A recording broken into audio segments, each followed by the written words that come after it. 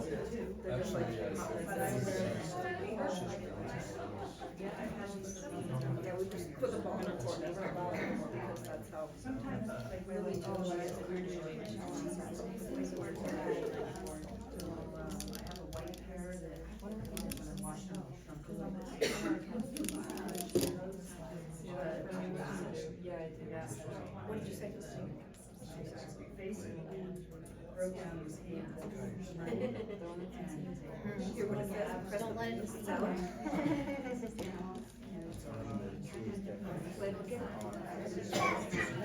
Okay, perfect. You make it look good.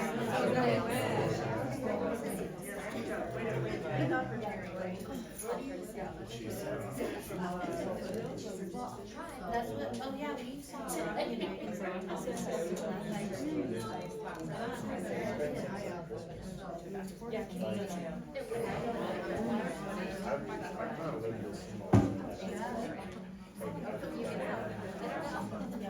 That's what Robbie was saying.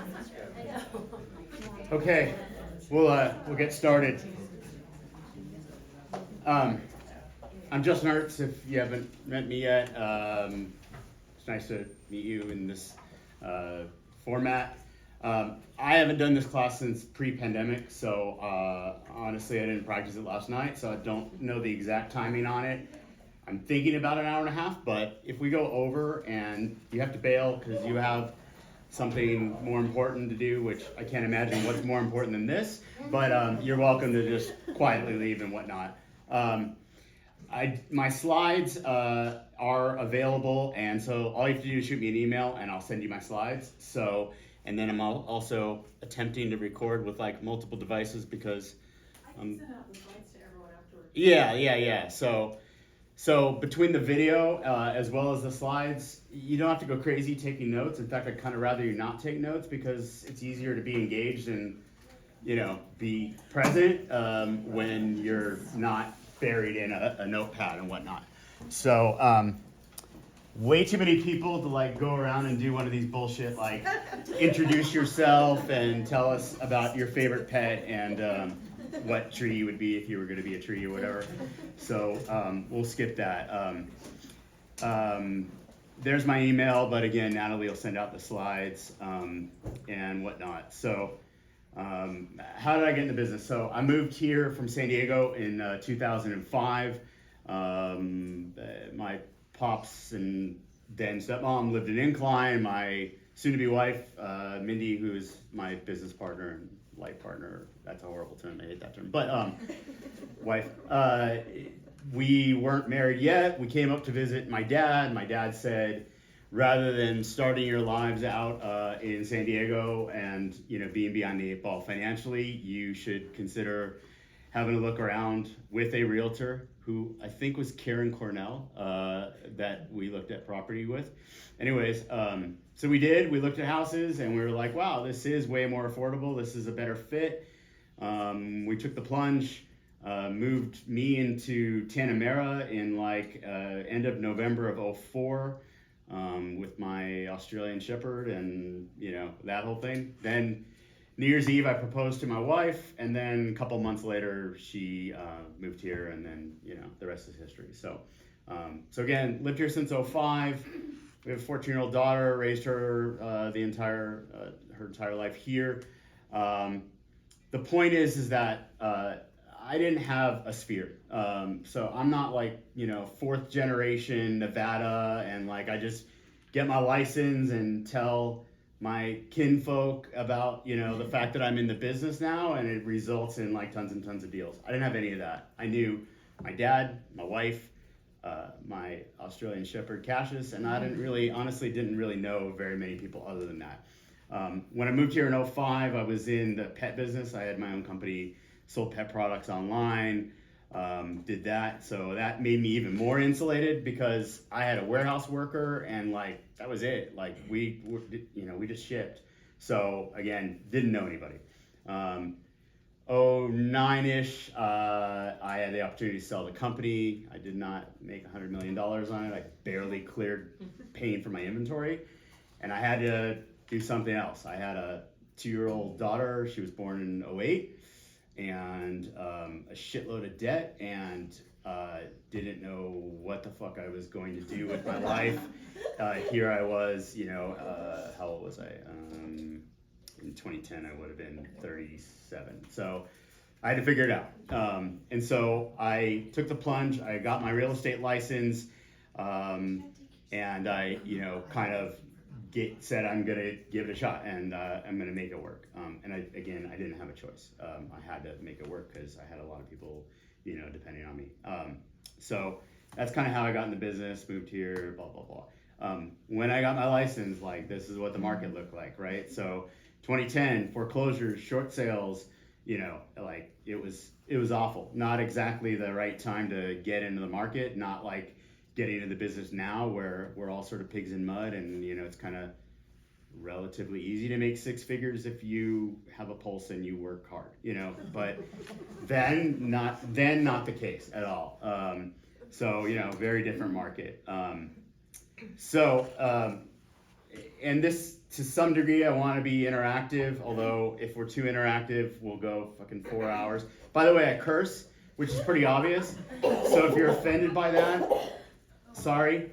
It's just kind of how I talk. It's not because I'm crude or stupid and have a bad grasp on the language. It's just that I'm passionate, and it's just kind of how I talk. So if I curtail that, then I won't be me. So, and that's one of the things that I'll convey to you as far as like doing the open houses is like you have to be you, and like that's critical because it comes across, and it's really hard to connect and bond with somebody inside of 5 minutes if you're putting on a front. Period.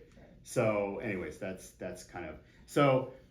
Raise your hand or shout out. Give me a reason as to why you don't do open houses or why you think they don't work. Yeah. I hate the sign placement, putting them up and putting them out. It's not fun to do in high heels. Okay, so don't wear high heels. Well, it's not fun. Problem solved. No. Moving on. It still sucks without the high heels. But mainly like not having an effect and knowing what the strategy would be to use to get a lot of traffic. I feel like most of our open houses in the last 2 years have been really dead, so it doesn't seem to be worth it, and I don't feel like it gets a house sold. It doesn't get a house sold. That's not the point. The point, you're there to create leads. You're there to be a lead generating machine. I don't give a fuck about selling the house. In fact, I don't even really honestly want to do my own listings because then I feel there's a discrepancy. And then I'm afraid like they're recording me and I'm like not talking about their house, and instead I'm just trying to get leads and whatever. So it's easier just to do other agents' listings. Not that you're burning them by like, talking bad about the house. You're obviously not doing that. But again, your objective is not to sell the house. And this isn't one of my slides, but I can tell you on one hand, in 13 years in the business, how many times I've sold that house. It just doesn't fucking happen. So it's just, that's not relevant. And then to your other point, which is going to be what most people are going to say is, I don't do them because they don't work. No, they work. You don't work. That's the problem. So if you do them right, they'll work. But if you tell yourself they don't work, then you're fucked because then you've already set the stage that like that's it. They don't work. So then you go in with a bad attitude, and then you basically waste. Wow, Mr. Lofton, thanks for showing up.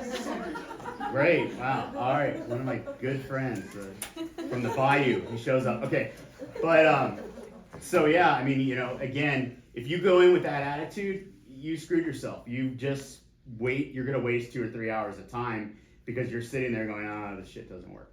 Yeah, it's like the lack of strategy doesn't create any action. Yeah. What else? Why else do we not do open houses?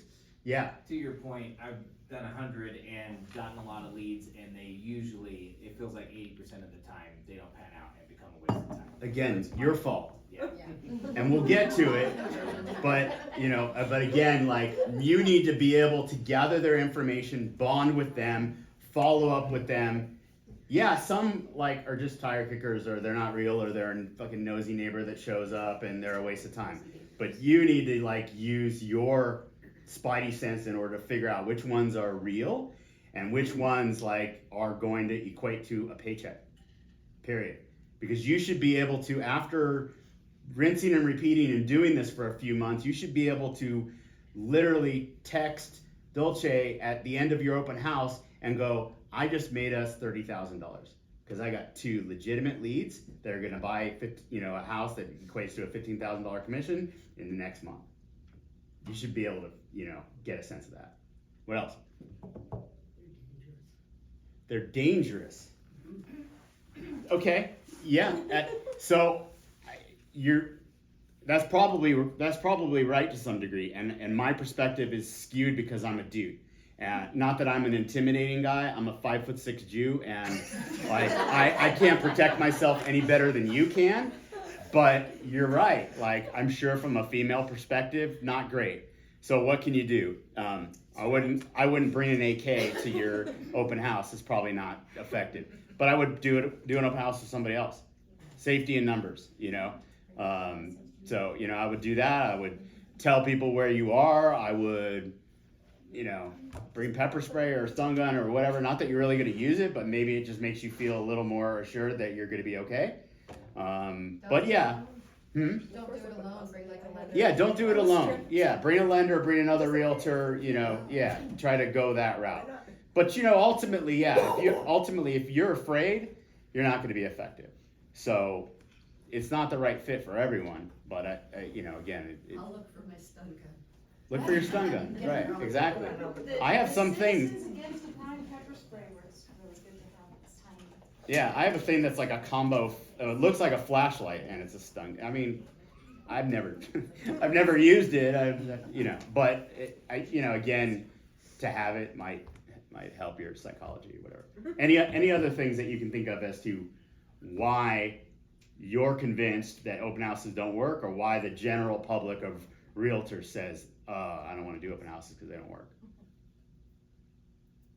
Okay. Well, I mean, we basically covered it. I mean, those are the primary reasons. And again, the primary reason is that in terms of me talking to people, they say, they're a waste of time. No, you're not doing them right. So, that's I think kind of the critical component. So why do we do open houses? Because to me, it's fishing in a barrel. Like, if you go, I don't know if when you got into the business, I was with Chase when I first started, and I don't know if you've been in the business long enough, Dale, I can't think of what his last name was, but kind of a cheesy motivator dude, and so they give you all this horseshit of how you get business and go to the grocery store and wear your name tag and start conversations and give out your card. Fuck, maybe 1 in 1,000 of those times that works, but to me that's stupid. You do an open house because people that walk into your open house are not coming there for auto parts, right? They're coming there because they're interested in buying a house, or they're maybe a neighbor that is interested in selling a house.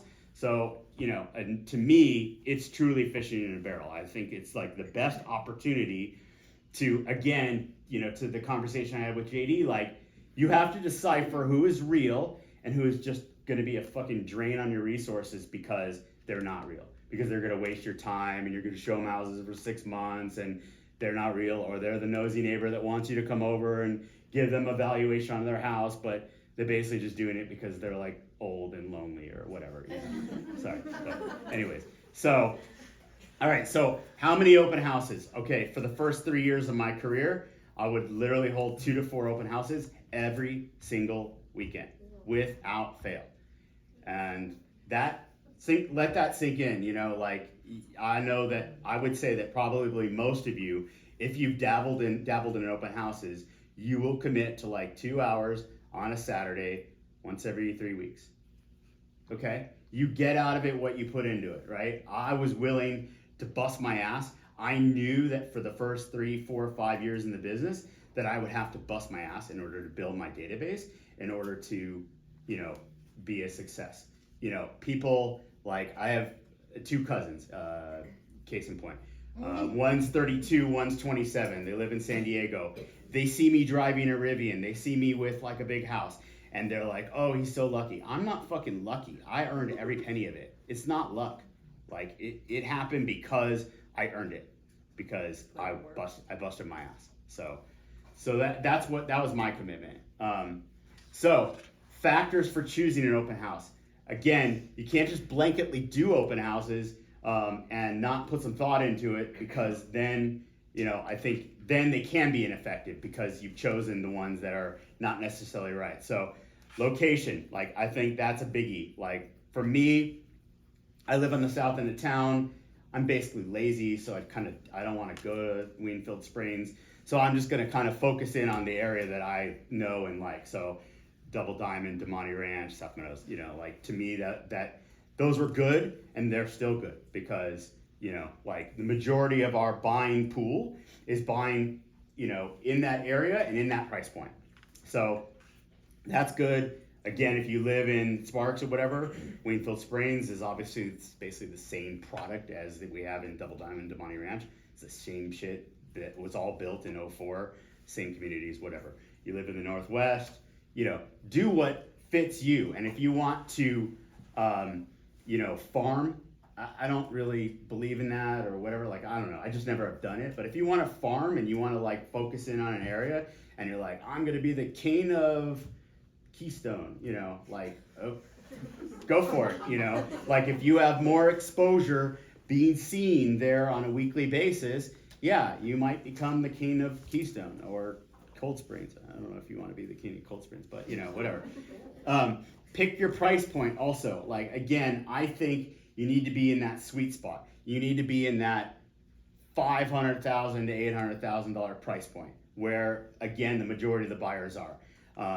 Being in a cheap price point, you are, no offense to, first-time home buyers that only have a budget of $380,000, but that's a fucking hard buyer to work with, right? Because there's not very much to choose from, and you're going to be up against 12 offers every time. And, again, ultimately, like, we're not Mother Teresa. We're not in this business to be altruistic. We're in this business to make a living.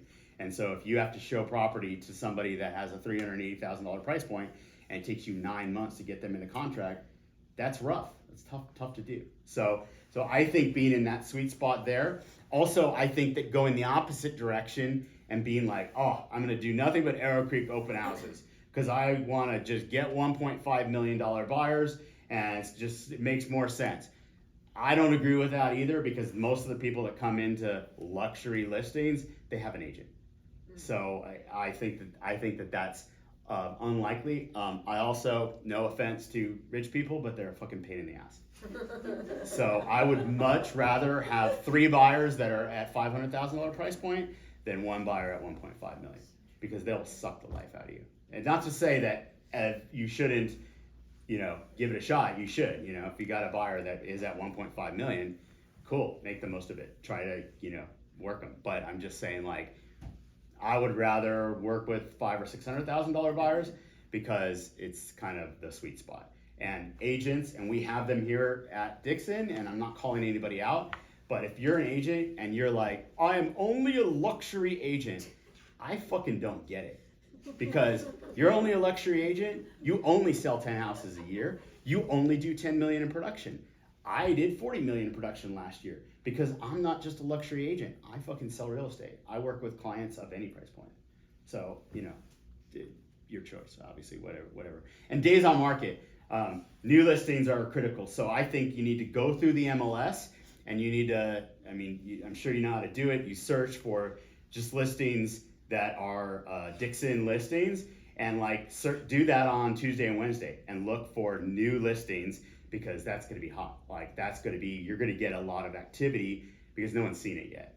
If you get hit up by an agent that says, oh, I got a listing for you that I want you to hold open. It is on Mayan and you're going to get tons of traffic. But then you look it up and then the fucker's been on the market for 55 days. Guess what? You're not going to get tons of traffic. That agent's serving their needs, not yours. So, be smart. Hold them in busy areas, avoid remote, less populated, Washoe Valley, Deep Spanish Springs, go where the people are. What I thought versus what I learned, again, this is price point. I'd rather have 3 $500,000 buyers rather than 1.5 million. What the fuck did I just do? Days on market, be discerning. What did I do? Where'd I go? Go where the people are. Okay, here we go. Try and focus on newer listings. They are fresh. They have more curiosity. They're going to get way more traffic. Be discerning with what you choose. How to find your open houses. This is how you find open houses. Bond with other agents at Dixon. You don't work for a small brokerage. I wanted to call somebody out, but I can't think of what's a shitty small brokerage. Assist to sell.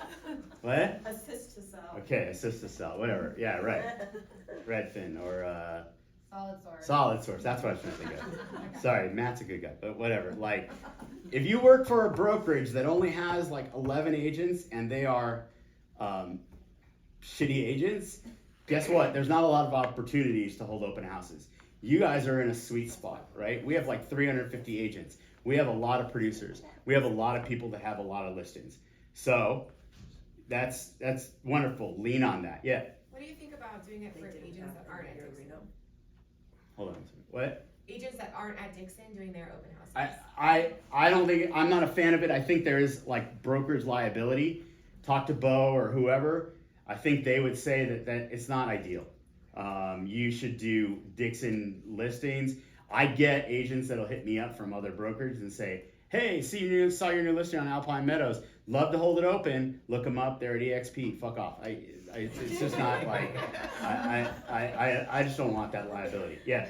I just had a business planning meeting with Bo because we just came over to Dixon. That was one of the questions I asked him. He does not mind that we do other brokerages. Yeah, I mean, you can do it, but again, why? We have 350 Right. agents. We have so many listings. Bond with other agents. Become their go-to.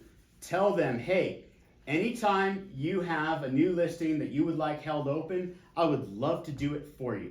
And I will do an exceptional job for you. And I will follow up that night and I will send you an email to tell you feedback of how it went. And anybody that comes in with an agent, I will shoot a picture of their card so that you can follow up. I will be awesome. I will be a resource for you. I will help you out. So again, you should be able to do that. Now, should you put it in the all call? Fuck, you can, and everybody does it. They do it all the time, but I don't know. I just don't believe in being passive. Put it in the all call saying, I would love to hold your open house. I'm a new agent, whatever. Like, I don't know. I just don't, it doesn't catch my eye.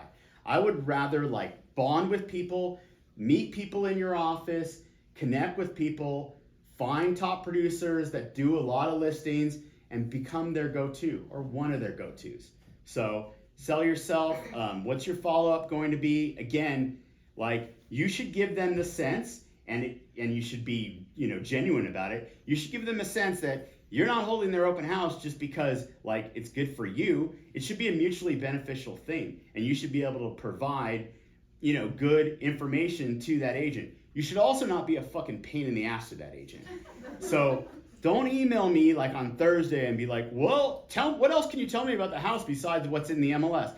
It's all in the MLS, fucker. Just go on the MLS and figure it out. Don't text me from the open house and go, how do you turn on this light? Figure the shit out. Like I'll never use you again if that's like what you do as far as giving me a hard time. Because I don't have the time and the resources for it. I don't want to deal I with have a it. question for you. Yeah. You as an agent, you have the $800,000 listing. Mhm. Why would you want your house to be on the open house? Exposure. Period. I want to create a frenzy. I put all my listings on the market on Thursday because the first 4 days that you're on the market, you have new status, and I want to stir that fucking hornet's nest. I want to get as many bodies into that house as possible within that 4 days. So hopefully I'm a fucking hero to my sellers. And Sunday when I talk to them at 6 o'clock, I have 5 offers. So if it's vacant, no brainer. Hold it open. Like, let's coordinate, do it. If it's occupied, then I gotta obviously get approval from the seller. Most sellers don't care, but some sellers are weird about it. And they're like, oh, I don't want an open house. I don't want the nosy neighbors walking in. I have art on the walls. Look, no one's gonna fucking steal the art off of your wall in an open house. But whatever, again, you have to go the route of like whatever. Do you ever find that on that first weekend when there are a ton of maybe showings with agents that are for sure 100% real buyers for that property, that the open house actually becomes No. an issue where there's Competition. Walk into a house where you have a showing that you scheduled for 11 a.m. and you didn't know there was an open house, and you walk in and there's 10 people there. Great. Because you're gonna have a conversation with your client. Your client's gonna go, holy fuck, this is gonna be popular. We better write $10,000 over asking if we have a chance of getting it. I'm doing what's best for my seller. You as a buyer's agent might complain, and you might say, so we scheduled a showing and we didn't know there was gonna be an open house. Fuck off, it's not on me, I don't care. So, and I'm not really, honestly, like, if you get to know me or you know me, like, I'm not this harsh. I genuinely like people. Some people that I don't like, I genuinely don't like, but like, for the most part, I'm not quite that way, so. But did that answer your question? Yeah. You think it, you just doesn't come out of your mouth. Huh? You think it. Exactly, yeah. Same. So again, if you're the go-to to that agent, be a yes man. Say yes as often as you can. If you become the go-to and that agent hits you up with open house opportunities and you say, oh, I'm going to Monterey that weekend, or and I get that 3 times, fuck them. I'm not gonna reach out to them anymore because like they're not really committed. They don't really want to be my go-to. So put the sacrifice into perspective. To me, this was really important. Like, again, the motivating bullshit that you get from coaches when you get in the business is find your why. You know what your why is? Fucking make money. That's your why. But for me, what my why was, I guess, when I initially got in the business and it was 2010 and I was doing 4 open houses and sacrificing 8 hours of my time on my weekend, my why was I was missing out on my 2-year-old daughter's week spending time with them. I was missing out on spending time with my wife. I was missing out on watching my Chargers on TV, whatever, you know? Like, so you have to figure out what your why is so that you can get yourself pumped up so that you can go into the open house and you can make it worth your while. Because if you don't have a why and you just show up to the open house and you sip your Starbucks and you fuck around on your phone looking at Instagram, why are you doing it? What's the point? You could do that shit at home. Why are you there? So again, put that into perspective as to figuring out what is your why, and then make the most out of your time there and say, God damn, if I'm gonna lose 4 hours of my time, I'm gonna make it worthwhile. And I'm gonna get leads, and I'm gonna make connections, and I'm gonna get new buyers, because otherwise, what's the point? This Mythbusters, going back to your question, open houses are not for selling houses. Again, if it happens, great. Somebody walks in and goes, ha, this house is fucking amazing. Can I meet you at your office at 3 o'clock to write an offer? Fuck yeah, you can. Great. I'll see you at 3 o'clock. Here's the address. But again, 13 years in, I think maybe 4 times this has happened to me. So it's just not likely. I can count on one hand. Open houses serve to collect leads. Again, you are there to be a lead generating machine. You are there in order to get contacts, get people in your database, get them set up on a search, and get them into your car. Not literally. Nobody sticks. I don't stick people in the car. You follow me. Meet me at this fucking house, whatever. But like, get people going and moving in the direction of buying a house, so that I can do my job. So that's what you're there for. Again, it's fishing in a barrel.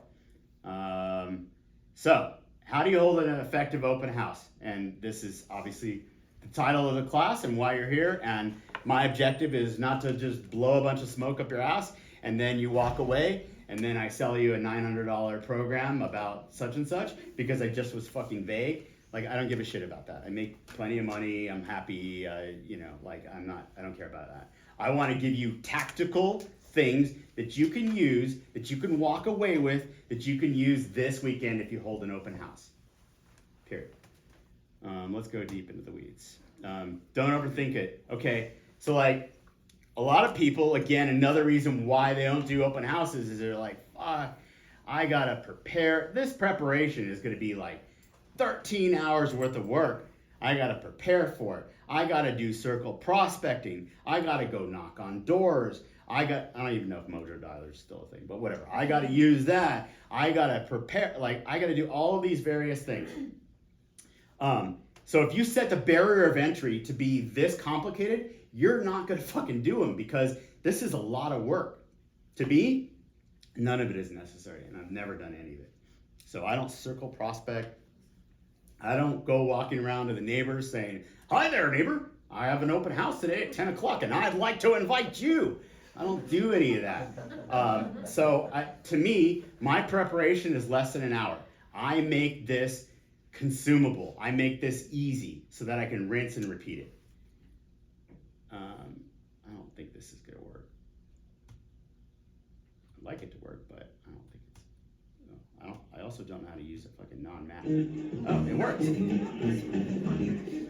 I love this scene and I love this sentiment. It's quick. Good morning, coaches. How are you? How are you? It's good, Nate. Just wanted to let you know what the offense is doing.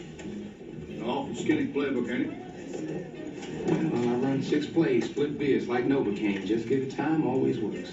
See you on the bus. That's the best actor of our time, period. If you want to argue that with me, we'll argue it after the class.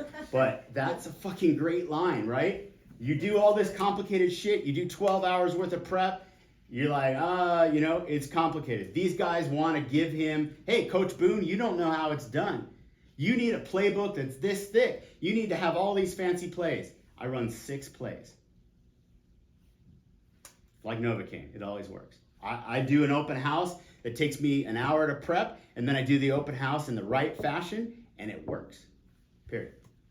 Oh, no, we don't need to see it again. All right, so 3 things that you need to do. Again, don't overcomplicate it. Don't have a list of 15 things that you think that you need to do. You need to print out flyers. Don't overthink printing out flyers. Are they color? Are they black and white? Nobody gives a fuck. You could literally hand somebody a turd when they walk into the door, and you're utilizing it in order to break the ice and give them something. So it doesn't matter. They don't care that it's colored. They don't care that it's glossy. They don't care about any of that. So literally, don't spend money. Just do it at your home or do it at the office. Print out 30 of them in black and white. Doesn't cost you anything. Off you go. Put your signs out. Don't wear your fucking heels. Put on some tennis shoes. You can put on your pretty heels before the open house itself. But put out your signs and do it by way of breadcrumbs. Think about it from the standpoint of how do I get people from point A to point B to the open house to find it? Well, I got to put out enough open house signs. Is that 3? No, that's not enough. Is that 14? No, that's way too much. 5, 6, it's enough. Just think about major intersections, shit like that, that kind of thing. Then show up. Location. So this is critical.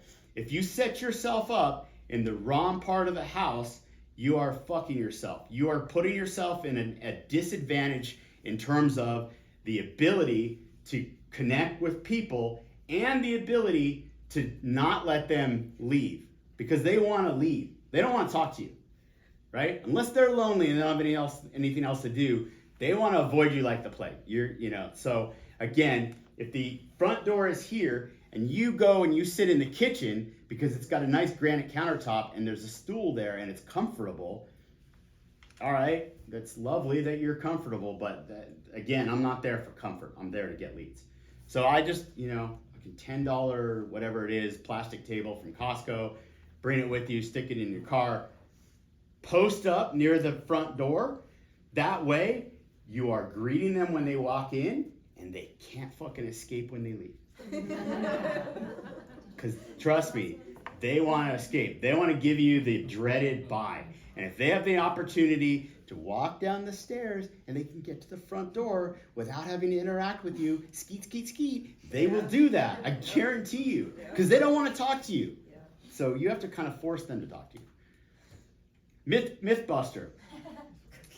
All right. Cookies, flowers, water, all really important key elements to an open house, right? Boy, you gotta make that. You gotta get that fresh cookies. You gotta have that cookie smell. You gotta be able to have some flowers for some ambiance. You gotta get bottles. You gotta hand out a bottle of water. Horse shit. I don't do any of it. None of it matters. It's all horse shit. It's all something that somebody told you along the way, probably early on in your career, and said that these things are important. And they're feeding you a line that is that has no value. So I laugh if I have a client not out loud, not directly at you, the agent, but I'll laugh if I have a client and I show up and I do a showing, to your point, at 10 a.m. and there happens to be an open house, and that person is there with all I just went to, again, not to call any bad, then they're super nice agents, but like Mike, Glenn, and Chris Brett, they had a listing that they held open over the weekend in, you know, kind of the outskirts of Midtown. Awesome house, 100-year-old, adorable white picket fence. This place was killer. Great place to hold an open house. I'm sure they got a shitload of traffic. I walked in with my client. They have fucking flyers everywhere and cross promotion with lenders and title companies, and it must have taken them fucking 2 hours to set this shit up. I'm like, okay, not a best use of my time. Looks lovely. And again, they're super nice agents. They're no knock, like, you know, whatever, you do you. But to me, that's a waste of time. So again, make it easy. Set the bar low. Not set the bar low, but set the bar, you know, again, make it easy to rinse and repeat. You're a lead generator. You're not a host. You're not there to smile. You're not there to pass out your card. You're not there to pass out cookies. You are there for one reason and one reason only, and that is to get leads. Period. So if you think that the reason for you doing an open house is so that you can get your name out there, so that people recognize you because they think that you're charismatic and they like your suit and they like the fact that you'll give them a cookie and that they love that you'll shake their hand. That's not why you're there. And building up your profile doesn't matter. And giving out your card doesn't matter. You know what they do with your card? They wipe their ass with it and they throw it in the trash can. They don't care. They ain't gonna remember you because you gave them your card. They're not gonna magically discover your card 3 months later when they're in the market and reach out to you going, oh, you were wonderful. I remember that suit that you wore. You gave me that cookie. You gave me that water. Of course I'm gonna work with you. It doesn't work that way. So don't set that in your mind because you're setting a false expectation for yourself. The one thing that I bring, flyers. That's it. That's the list. No cookies, no waters, no cross promotion, no lender info, no, Fidelity home warranty horseshit, no first centennial title, blah, blah, blah. No one gives a fuck about any of it. They just don't. So don't kid yourself into believing that it's important, because it's not. What not to do. And these seem obvious, but don't lock the door. Just make it welcoming as can be. Open the door wide open and just, give them the ability to just walk in and you're greeted. People do that. Like, it's fucking mind-boggling to me, but they will lock the door and then it forces them to like ding dong, and then you go, hello there. There's, welcome to my open house. Like, I don't know. To me, and that leads into the next one.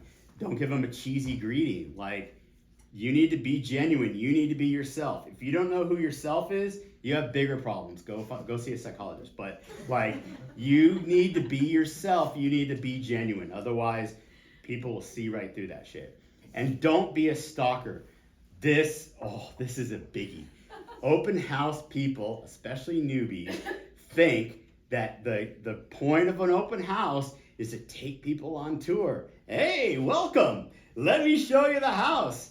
There's fucking nothing more annoying or creepy than you walking them through the whole open house in order to show them.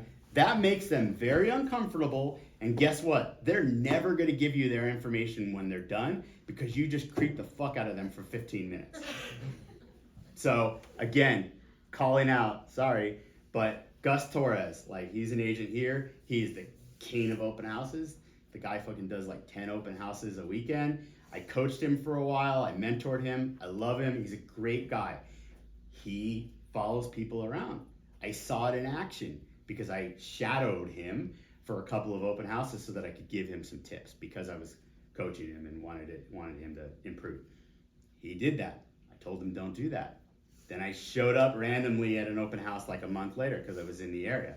And I wanted to be a fly on the wall. And I wanted to see what he was doing. And I wanted to see how he was picking up on the information that I gave him, the tips that I gave him. Guess what? The motherfucker was still following people around.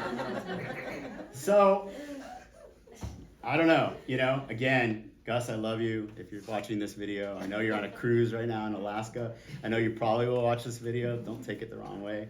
But again, to me, that doesn't work. If you do it and it works for you, mazel tov, great, good for you. But again, to me, I think it's creepy. So don't follow them around. Don't force them to go on a tour. Makes them uncomfortable. Instead, make them comfortable. Give them time. So again, keep it simple. Greet them. Hi, welcome to the open house. I want to give you a flyer. Quick rundown. It's 4 bedrooms, it's 2 baths, 1,600 square feet. It's on 1/4 of an acre. The kitchen has been recently remodeled, so I think that they did a fantastic job. Anyways, take your time, look around, let me know if you have any questions. Shut up. That's it. Lots of agents that I know don't know how to shut up, right? And you need to use your ears more. Again, more dumb sayings, but it's true. Use your ears more, use your mouth less. So you will compensate, especially as a newbie, you will compensate for what you don't know by you just greeted them and you just talked their fucking ear off for 6 minutes. They walked away and the husband said to the wife, he's fucking creepy. They're not going to work with you because you just gave a bad impression. So again, keep it really simple. That's it. Welcome to the open house. Here's a flyer. Here's some basic details. Enjoy. Let me know if you have any questions. Keep it simple. The sign-in sheet. Everybody, Dale, all these coaches, all these experts. By the way, all the experts don't fucking sell real estate, right? All these coaches maybe sold real estate 23 years ago, right? I don't think Tom Ferry sold a house in 25 years. Is that the expert that I want to follow? No, not for me.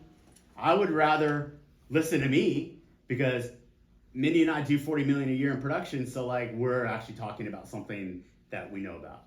So anyways, all the coaches are going to tell you, have a sign-in sheet. You're going to greet them. You're going to tell them, my seller would like you to sign in on the sign-in sheet. It is passive. It is bullshit. It doesn't work. Here's why it doesn't work. You put a sign-in sheet, it says name, email address, phone number. They write Joe fuck off as their name. They write a fake number and a fake email address. What did you get out of it? Nothing.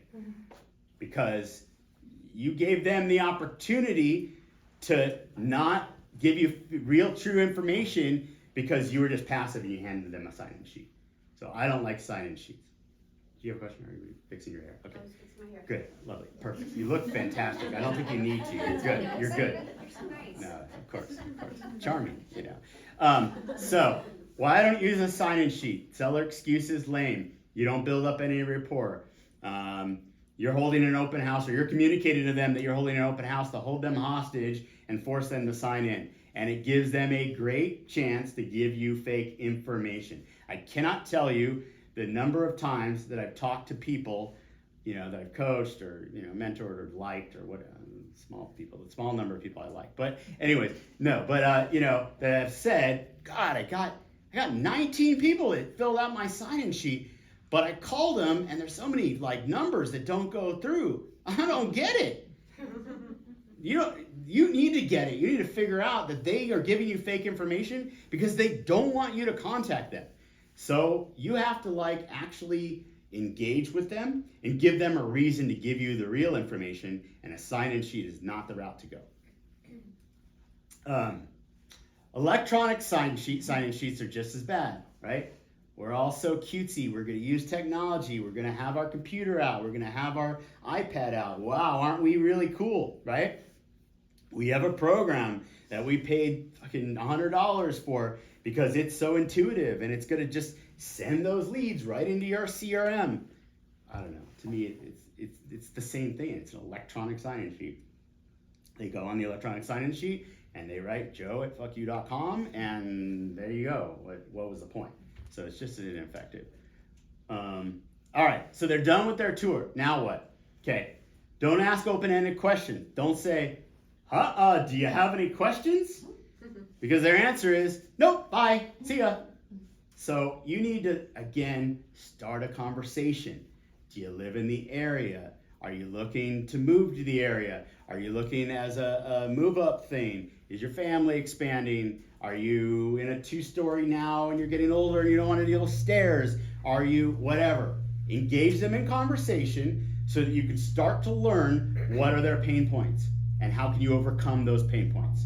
So that's the key, is you got to have a conversation. The only way that you can make somebody comfortable with you that doesn't know you and do it inside of 3 to 5 minutes is you have to be engaging, you have to be genuine, and you have to have a conversation with them, and you have to genuinely listen so that they say, wow, this guy's really good. Like, he carries himself well, but more importantly, he actually seems to be listening to me. He is going to get a sense of what I'm looking for, and he's going to be a good fit in order to get me what I need.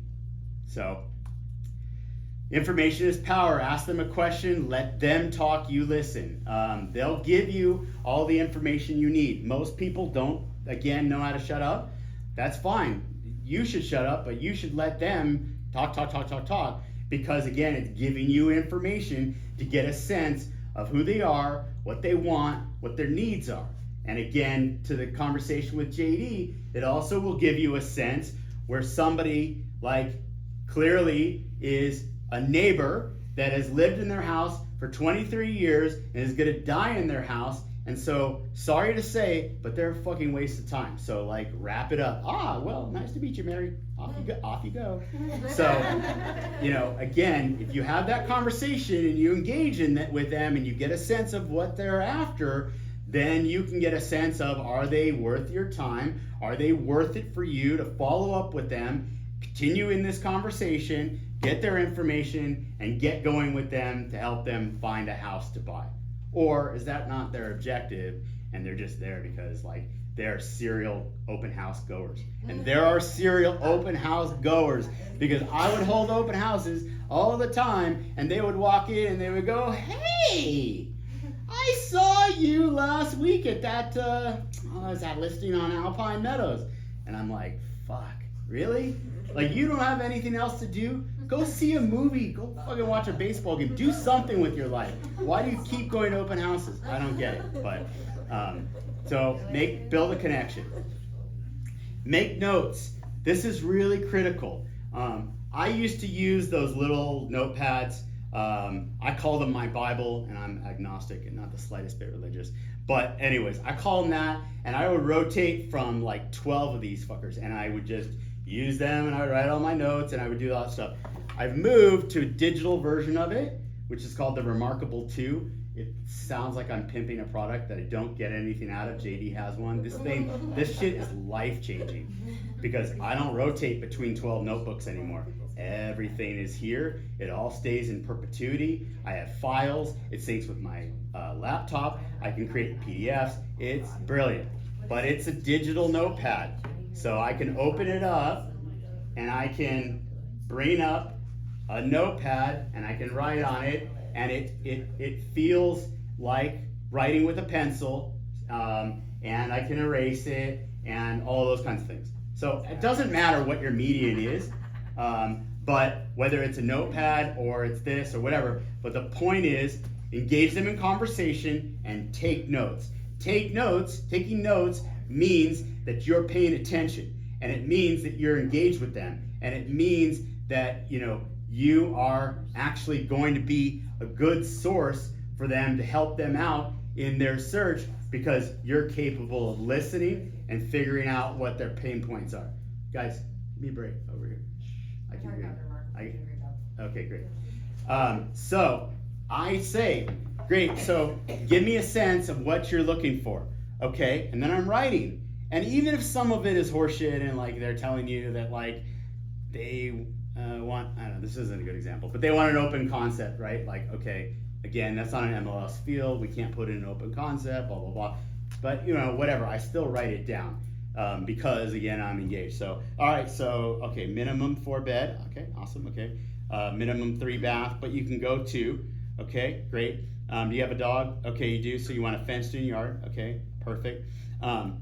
Any sense of the minimum square footage? Strangely, people don't know square feet. It's baffling to me, but like, use the house that you're sitting an open house at as a reference. Kind of similar to this. No, I don't need something this big. That kind of thing. Single story or 2-story, I'm open to either. 2-car garage, 3-car garage. Well, I really want a 3-car garage. All right. But that's fine. And like, ideally we'll try to find you a house with the 3-car garage. However, inventory is limited and I want to cast a wide net. So I'm probably not going to put that in your search criteria because I'd rather show you more listings rather than less. So I'll put in a minimum of 2, and if it happens to have 3, awesome. But again, I wouldn't make it a critical component. Price. That's a tough question, and people are cagey about that, and I don't really understand why.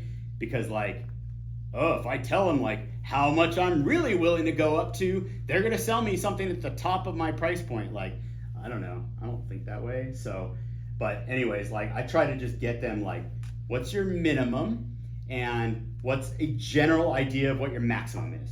And I write that down. That's a critical component. And then area, that's also important, because if you set up their search and you never ask them what the area is where they want the house, then what do?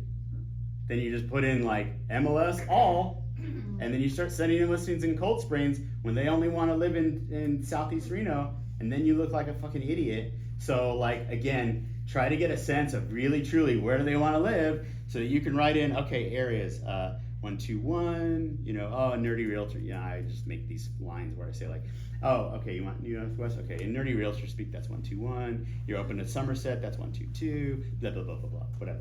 So, but again, I want all of that information down so that when I set up their search later, I know what I'm setting up a search for that's dialed into what they actually truly want.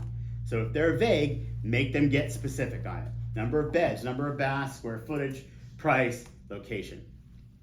Okay, now you need to build rapport, and this is the most critical component. And you will get there if you did some bonding in the first 3 minutes or so of your conversation, and if you did this by writing down what it is they are looking for. So you're going to now go into the next part, which is the most critical part, which is you need to get their information, which is their name, first and last. If they are with a spouse or a girlfriend or a boyfriend or whatever, don't be an asshole and only get the guy's name and ignore the female. Big mistake, because she is probably or might be the decision maker, and she just said in her mind, that fucker didn't get my information, I don't want to work with him. So you need to get both of their information. Get their email address and get their phone number. And so a critical component is this myth buster. Eye contact is important, right? They've all taught us that from age 5. You gotta make eye contact. You meet Mr. Smith, you say, as a 5-year-old, Mr. Smith, nice to meet you, and you make eye contact. That's critical. Fuck that. In this context, making eye contact is bad. It's really bad. It makes people nervous, and it gives them the opportunity to pause and not give you their correct information. Or to say, I don't want to give out my email address because I get too much spam anyways or whatever. So if you keep your eyes down on your notepad and you keep it very simple and you keep it in line with what you've already been doing as far as asking them for their information, then you will get it. Mike, let's role play, okay? So you gave me 4 beds, you gave me 3 baths, you gave me all this information. Great, what's your first name? Mike. Awesome. Mike, what's your last name? Gibbons. Gibbons, okay, cool. Mike, what's a good phone number for you? 775-843-3696. Okay. Awesome. All right, and lastly, what's a good email address for you? mgibbons Okay. @dixonrealty.com. Okay, perfect, awesome. And then I assume that phone number is your cell phone? Yeah. Okay, cool. And then you're under the age of 60, so you probably text. Yeah. Actually, I do prefer phone calls. Okay. All right. Okay, cool. Boom. I just got his info. And that was really soft and that was really easy, and I didn't make eye contact with him. I to actually make, was gonna make up some shit, and then It's hard to do. actually did force me to it's give hard you to the real- do because the I'm real so deal. quick in my flow that it's hard. Like unless you're a Yeah, really, no, I was unless giving you're a you bullshit, I pathological couldn't. liar, it's really hard when I'm asking you questions really quick. It's like a cop interrogation sort of thing. It's really hard to go. My number is 555-1212. Hard to do. Really hard to do. So again, if you're in that flow, then you're going to get that information. Name with the spouse's name too, email address, phone number. And if you do not get all three, you have failed. And again, sorry to sound harsh, but it's the reality. And you should walk away, once they walk away rather, you should feel like, fuck, missed opportunity. I got their name and I got their email address, but I didn't get their phone number. And they might not reply to my email, but I might have been able to catch them with a call or a text or whatever. Damn, cost myself 15 grand because I didn't do my job. Justin, how are you bridging like those discovery questions at the beginning into the home search, into the notes? Like, are you just finding out that they're a qualified buyer, they're looking for a home, you go, what are you looking for? That Well, kind you're of not thing? you're not going to find out that they're a qualified buyer because you're not a lender. You didn't pre-qualify them, and they might be blowing smoke and say, I want $100,000 or $800,000 house, and they have a credit score of 540. So you can't answer that, but you can use your intuition, and you can get a sense of are they real or are they not. You're not always going to know, and some people aren't going to be, and you're going to be wrong, but you got to take your shot. So you're mainly going into like the home buying questions, what they're interested in. If they say, oh, we're just looking right now, or like if they're a neighbor, you're not going into those questions. No, if they're a neighbor and they're clearly not in the market to buy, then yeah, I'm not gonna like try to get information that's not relevant to them. Mm-hmm. And if they say, we're just looking at whatever, I don't believe that, right? Because again, something that Dale would say, boy, and I hope I hope you see this video because not a fan, but anyway, Dale would say, buyers are liars, right? They all say that, right? So that, again, they might say, we're not really in the market, just looking around. Yeah, I'm gonna go see a movie in a couple hours, got some time to kill. But if you dig deeper and you try to ask these questions, you might magically find out that they are in the market. And they just are trying to tell you that they're not really in the market, or they're just looking because they're trying to tell you politely, fuck off. Yeah. So you gotta probe. And you might be wrong, and it might be a waste, and they might really truly not be in the market, and you might follow up with them, and you might find out within a short period of time that they aren't real. Okay, you didn't really lose anything, JD.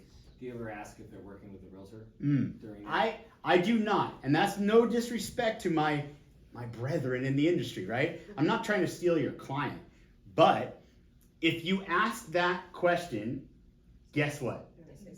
Yeah. Yes. Fuck off. That's what they're telling you, right? Whether that's real or not. It will reveal itself if they really truly have an agent. Because they will magically, even after you got all their information, they'll go, yeah, JD Draculich he's our realtor, he's a good guy, and I'll go, yeah, he's a good guy. Assuming I think that, right? He's a good guy. I've known him forever, and you're in great hands. But it'll come out, right?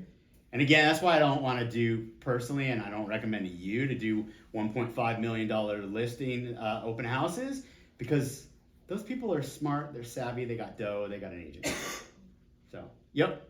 When, during the open house, or when you meet these guys, do you have these conversations? Do you try to stop them early, let them go through the house, do it at the end? When's the best Again, time?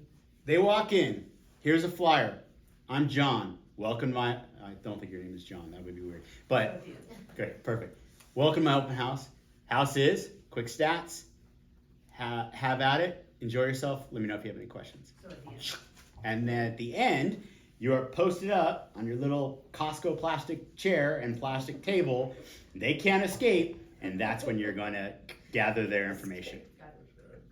Okay?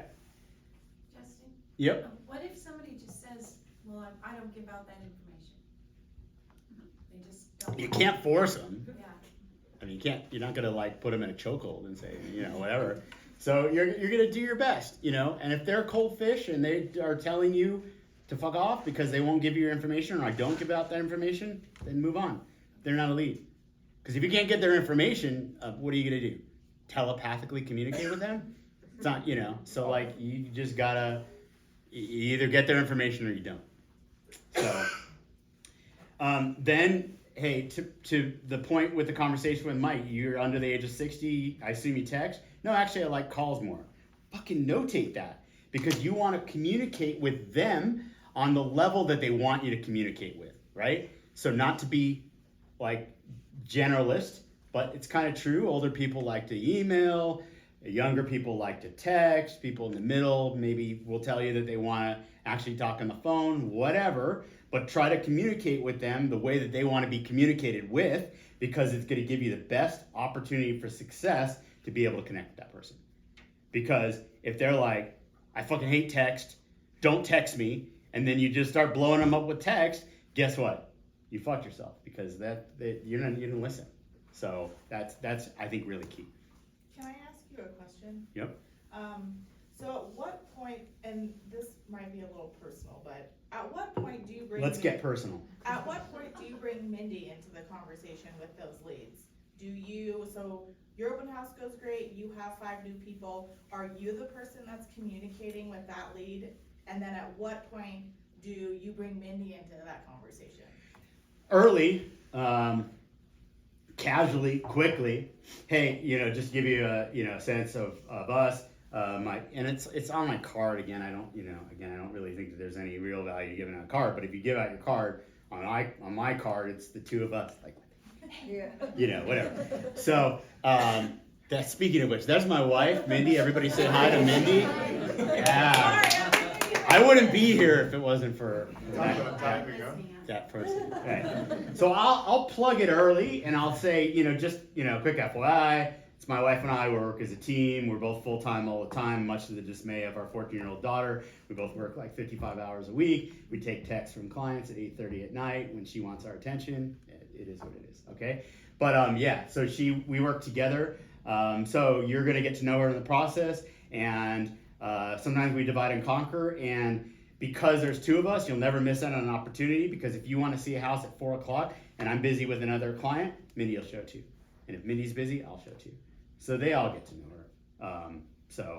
And the same thing, if you're big time and you have a buyer's agent and you want to just be a rainmaker and do an open house, but you don't really want to work with buyers, that's fine. Go do that. Go do that and say, I got an amazing buyer's agent on my team, Becca Patton. She's absolutely incredible. She's a specialist working with buyers. So after the open house, whatever, I'm going to provide her with your information. She's going to reach out. Boom, you laid the groundwork. You're going to get a 25% referral or whatever you worked out with your buyer's agent. Done. You're a rainmaker. You just made money and you don't actually have to put them in your car. So, easy enough to get that communicated. But yeah, I definitely, I don't shelter the fact that my wife exists and as a realtor that most of the time outproduces me. So, I got to bring that up. And the reality is that I do more listings, she does more buyers. So they're going to get to know her for sure. So set the expectations of what is next. If you just leave them and you don't really create a plan, you've kind of done half your job, right? And so then it's a little awkward because they don't know what your next steps are. So, great. Jim, Mary, it was really nice meeting you. I think I've got a really good sense of what you're looking for. Next steps, I'm going to set you up on an MLS search. We use this really cool system called Real Scout. It's intuitive. It's like Zillow and Realtor.com and all these things, right? I'm going to enter all the information. I'm going to send you the initial results of the search. It's going to have 23 listings that are currently on the market that meet sort of this general criteria. Again, we're going to cast a wide net because I want to show you more listings rather than less. Then I'll email you the initial results of that search. Then on an ongoing basis, whenever new listings come on the market or a house goes back on the market, they're going to be directly emailed to you from me. And And that's gonna get you going on like getting in touch with the market, getting a feel for what's available. And the critical component is you cannot shop for houses online. You think that you can, but you can't. You have to go in, you gotta look at them and smell them and touch them and those kinds of things. So we have to get out there. We have to get out there. We have to, I don't even care if like you're really not ready for 90 days, Let's get out there still, because you're gonna get data points. You're gonna get a feel for what is on the market and what you like and what neighborhoods you like and which ones you don't and which home builders you like and all those kinds of things. So I'm gonna set that expectation. Pre-approval. This is really important, but this is also got to be really careful with it, right? Because if you give them the impression that you're like, you don't really look like you can afford a house at $600,000. I don't really think I want to work with you. Are you pre-approved? What's your credit like? Like, you're never going to ask those kinds of questions. You're going to say, hey, just, because it's part of the process, have you gone through the pre-approval process yet? Yeah, we did a few months ago. We contacted Wells Fargo, blah, blah, blah, blah, blah. Great. No, we haven't yet. We need to do that. Jump. There's an opportunity for you to take action. Again, your objective is to be active, not passive. So you're not going to say that Justin Woods with All Western Mortgage is my go-to lender, and God, you should contact him because he's a great guy. Because guess what? They're never going to fucking contact him because they're not going to have any memory that you said that. They don't, Justin, I met a Justin at the open house, and I think the other guy's a Justin. You're fucked. They're not going to remember that. So you say, hey, if it's cool with you, I'm going to get your information over to Justin so that he can reach out to you and get your pre-approval process going. Is that cool? They will say yes. If you present it simple like that, most of the time they will say yes. Awesome. You've been active. You've gotten somebody that is engaged, that you have a sense of what their search is. You're going to set the bump on a search, and you're going to get them with your preferred lender so that they can get them pre-approved, and they can, in the background, communicate with you that Joe is a flake and he doesn't respond to any of my emails, or I sent him an app and he didn't fill it out and he's a waste of time. Or they jumped right on it, they fill out the app, they're pre-approved to $650 even though they wanted to go to $750, da-da-da-da-da. Now you got information. Take advantage of that. That's awesome. That's incredibly powerful. So, again, be careful how you present it, because it's not like, I won't work with you if you're not qualified, or you don't look like you can rub two nickels together and afford a house, or you look like the type that, I don't know if your credit's bad, but I'm kind of guessing that it is, then you're, kind of presenting a bad picture, right? But instead, be active about it and get them with a lender so that you can find out. It's not your job to find out. Let them find out. Let them report back to you and say, they got some work to do on their credit, but I'll help them do that. We'll stay in touch with them and we'll revisit it in 6 months and they might be ready. Yes. I'm trying to picture how this goes in a real conversation, and I've kind This is a real conversation. I know, I just did this last weekend. I'm kidding. This is tongue in cheek. Just like their eyes are so big and they're like, what? I am not ready for all of this. So how do you calm, do this in calm, a way be calm and confident and walk them through the process and make it easy for them, and don't let them get overwhelmed, and just say, I got this. So you're not this intense at your open house? I'm not this intense most of the time, but no. Okay. Sometimes, yeah. So yeah, again, they will feed off of your energy. Okay. So if you're nervous, they'll feed off of that. I don't want to work with her. She's a fucking nut job. No. So no, be calm, be confident. I got this. I'll get you, through this process. I'll help you find a home. I got an amazing lender that will reach out to you. He'll take great care of you. He'll get you pre-approved. We got this. Let's do this. Or whatever their situation is. I got to sell, I got to buy, and I don't know that that's possible, and there's a lot of moving pieces of the puzzle, and I'm sort of overwhelmed by it, and then they get paralyzed, and then they don't do anything. Right. No. It's tougher, but I've done it plenty of times. We'll navigate it. We'll get your house on the market. We'll get it in escrow. We'll write an offer contingent upon the house that is in escrow. Da, da, da, da, da. But they will feed off of your energy, and so give them what it is that they need. This isn't in my slides, but it made me think of one other thing, and that is there is a communication or psychological sort of technique called mirroring, and I think that it's really, really valuable.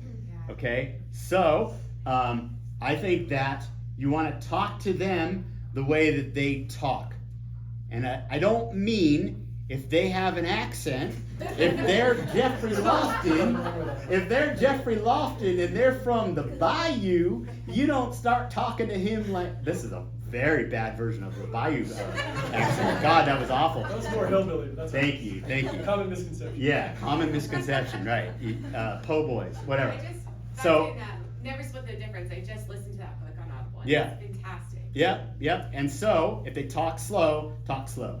If they talk fast, talk fast. If they talk with big words, try to talk with big words. So again, really good, really important to mirror them, because they don't think you're mimicking them. They think that he's one of us. He's one of us. Yes. That's neuro-linguistic programming. Huh? That's called neuro-linguistic programming. Yeah, I learned it in some sales thing, some Dale Carnegie or whatever kind of thing, calling it mirroring, but yeah, it was exactly. So, and it is very effective, and it is, again, they don't think, God, this guy's an asshole, he's trying to imitate me, what the fuck? They don't think that. They think, wow, I feel comfortable because he's one of us. And when you go out with people, if they're gonna be in jeans, don't be in a three-piece suit. Yeah. By the way, I never fucking wear this, okay? This is like, oh, it's a special occasion. We're all gonna be together for 90 days. And like, I kind of want you guys to respect me, so I'll put on this horseshit outfit, right? But like, when you see me on a day-to-day basis, I never wear this. I just wear like slacks and whatever, not slacks, pants, whatever. So, again, yeah, be genuine, be you. If they're wearing jeans, wear jeans. Like, there are very few Mike Woods in this industry that are like always dressed to the nines in suits. And again, I like Mike, I'm not knocking him, but like, if that's you, cool, be you. But if that's not you, don't be that, because then you won't be your true, genuine self. So, pre-approval, that's really critical. And then next steps, we're gonna get out and we're gonna start looking at property. And again, that's critical, because if you just set them up on a search and they just shop for houses on the internet, they're never gonna buy, you're never gonna convert, it's not gonna happen. So you need to get them to take action. You need to say, hey, this Thursday, I've got some time. What time do you get off work? 5? Okay, you wanna start looking at houses at 6 or 6:30? Great, well, I gotta get home, I gotta feed the dog. 6:30 is good, okay, cool. So you're gonna have the list of the houses. We'll lock it in. We're gonna get together Thursday at 6:30. Sorry, I'm staring at you only because like it's an easy focus point and you're my friend, so it just makes it more comfortable. Yeah, you're welcome. So great. That's our plan. We're gonna get out. We're gonna go look at houses at Thursday at 6:30. I'm gonna send you that initial result of that search. It'd be great if you sent me an email back and kind of let me know which are your favorite ones. Those ones I'm gonna set aside, and those will be the ones that we'll look at on Thursday. Real Scout's intuitive, so if you like it, I can see it on the back end what you liked. So you don't actually have to send me a list if you don't want to, because I can utilize that. And then we'll get out there, and we're not gonna look at 14 houses. We'll go out there and we'll look at 3 or 4 houses. So that's important to, again, get them going. Whether that is that Thursday, whether they like to look at houses on the weekends, so you're gonna, set something up for the next Saturday, those kinds of things. But if you don't have a plan of action, if you don't get them going, and you just set them up on a search, and then you call them 14 days later, guess what? They're fucking dead. They don't know who the fuck you are. They don't care. They're not in it. There's no action there. You took nothing. You took no active role in getting them going in the process. So you need to do that. Sometimes like they're just like, let me get back to you. All right, let them get back to you. But, you know, again, I would rather set a plan in place. There are two kinds of fish that matter in this world when it comes to sales, or when it comes to open houses, or when it comes to realtors' relationships with buyers.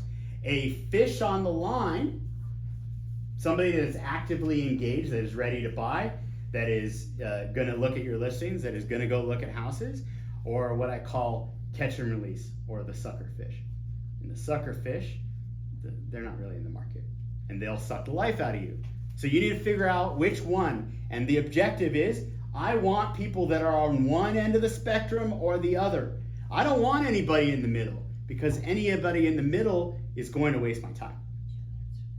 So I want them to either say, I'm in the market to buy a house, let's go, or fuck off, I'm not in the market to buy a house. That's great. I love both of these people. I don't want anybody in the middle. Next, your course of action.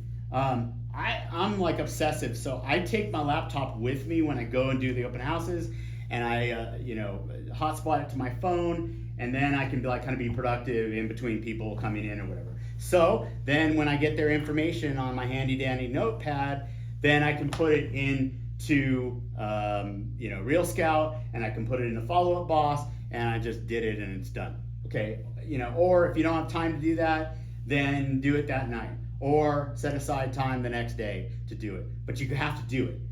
Because if you don't do it, once again, you didn't do your job, you wasted your time, you set somebody up on a search, but you didn't put them in your CRM, so you're not following up with them, and you're not sending them your horseshit videos or your email things or whatever, so you're not staying in touch with them, and so 6 months later when they're actually in the market to buy something, they don't remember you.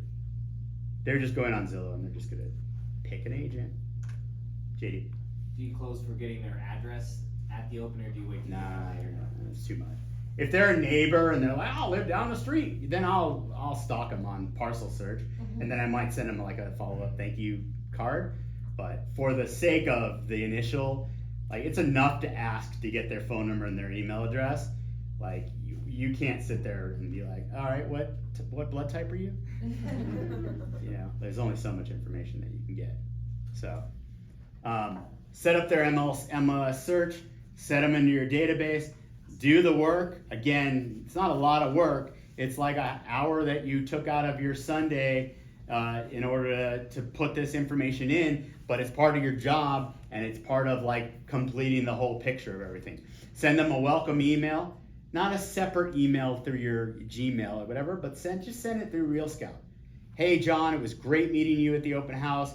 I have a really good sense of what you and Linda are looking for in your house. I've got you set up on a search. Here are the initial results of that search. Again, let me know which houses look interesting. On an ongoing basis, you're gonna get these emails when new listings come out on the market that fit your overall criteria. Keep in mind that this is fluid. I can change this criteria at any point in time. So if you say, I want to take Wingfield Springs out of it, easy enough, I can do that. Look forward to working with you. Feel free to call, text, or email me anytime. Cheers. Boom, you're done. You set them up on a search. You sent them the search, and you sent them a welcome email. They have your contact information. Off you go. In summary, and yes, we made it actually in an hour and 20 minutes, and then we'll do Q&A. Be yourself. Be genuine. Don't follow a script. Don't use a sign-in sheet. Don't be a cheeseball. Don't be a stalker. Don't follow them around. Make a genuine connection. Really, truly gather their information. Listen, use your ears. Don't just talk. Write down the information. Follow up, and then convert. That's your job. Questions?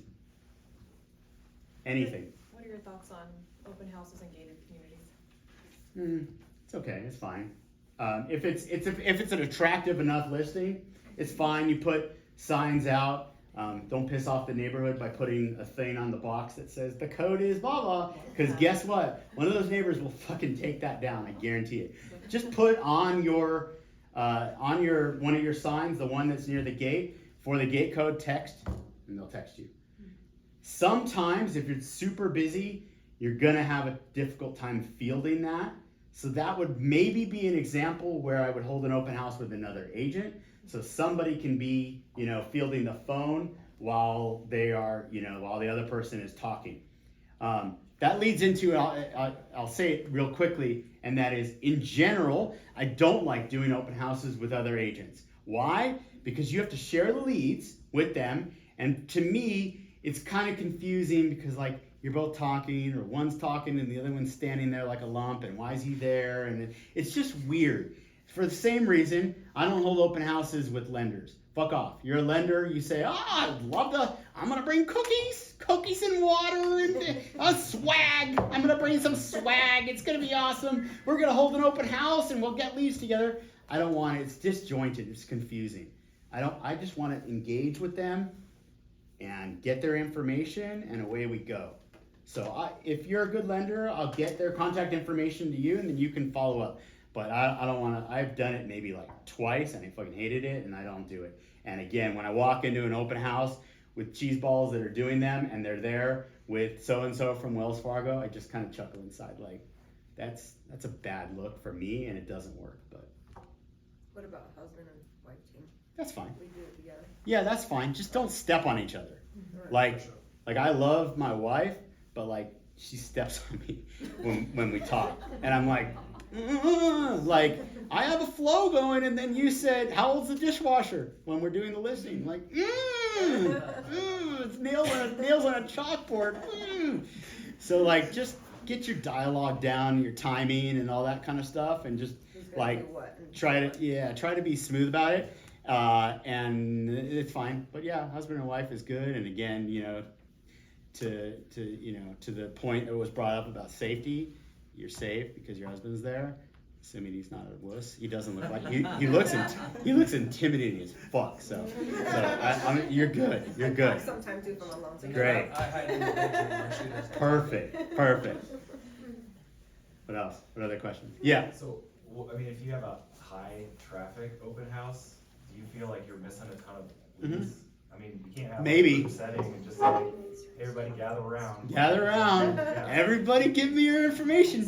So, Jim, Fred, Tom. All right, your phone number, yours. Yeah, so you gotta use your spidey sense, and you gotta kind of try to pick and choose. And you gotta say, she looks like the crazy fucking neighbor.